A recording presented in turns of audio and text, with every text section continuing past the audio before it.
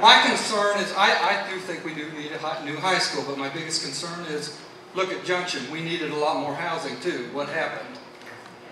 What happens if, for some reason, Fort Riley does drop down to, I don't know, some kind of base where there's only, you say there's 40% of the kids come from Fort Riley, where there's hardly any kids coming from there. It is actually, the percentage is a little bit higher than that. It's over 50%. Whatever the percentage is, yeah.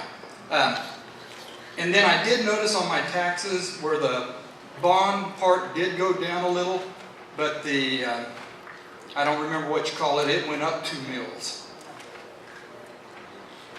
Okay. Yeah, we go through, and when we set the bond issue, or the bond mill levy, we go through and look at bond and interest, we look at capital outlay, and we look at LOB. And what we do is sometimes we have to shift mills between capital outlay, bond and interest, things like that. What the board has said is keep the overall mill levy at 43.525. So if you notice, you may have had a shift in one and a lowering in another, but the total mill levy stayed exactly the same. It did not change. So that money doesn't keep separated, the bond part and the capital outlay?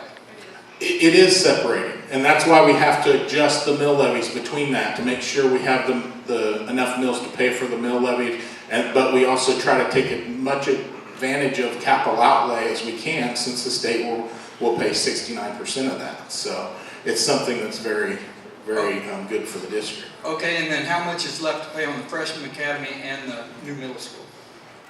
I don't know the exact amount. Do you know the amount that was left? About 20 million, and that's where we're saying is that would have gone away. This will be refinancing. On both of them, 20 million? That's what I was just told. Really? The last bond that was issued back in '05, that's what's left to pay off of that. We count all of it put together. Also, just give me, Matt, would you bring up slide 38 and we'll talk to Dr. Woods.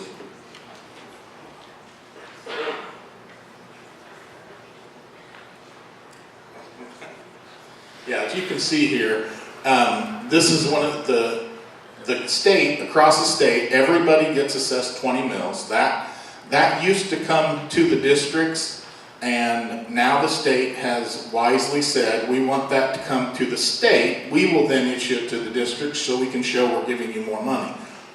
We didn't get more money, it just added another level of bureaucracy. But, so 20 mills is the same throughout the state. Then we have supplemental general, capital outlay, and then we have bond and interest. So what we can do is fluctuate the number of mills for bond and interest, capital outlay, to make sure that we keep the overall mill levy at 43.525. When you look at the prior year and this year, you'll see we took advantage of trying to do more with the capital outlay because we get a 69% match on that and a little less to bond and interest.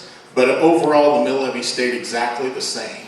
And to let you know how judicious that is, the Board of Education, our mill levy ranks 221st lowest in the state of Kansas out of 286 school districts. So your Board of Education has done a great job of keeping the mill levy low in this district.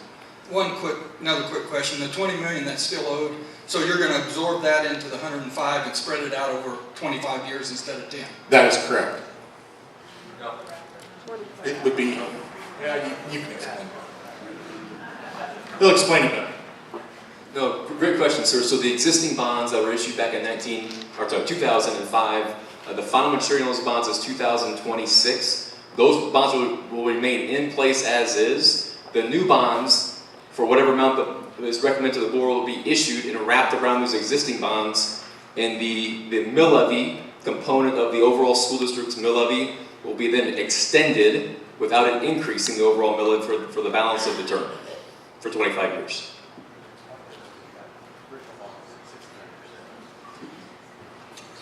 Great question. So the question was state aid on bond issues. As we went through the financial information on the new bonds, currently the state of Kansas pay 48% of principal and interest payments over a 25-year period. Under the old bonds, because the old bonds were issued under the old formula, the state of Kansas currently pays 69% of those annual principal and interest payments on the existing bonds, and that will remain in place at 69%.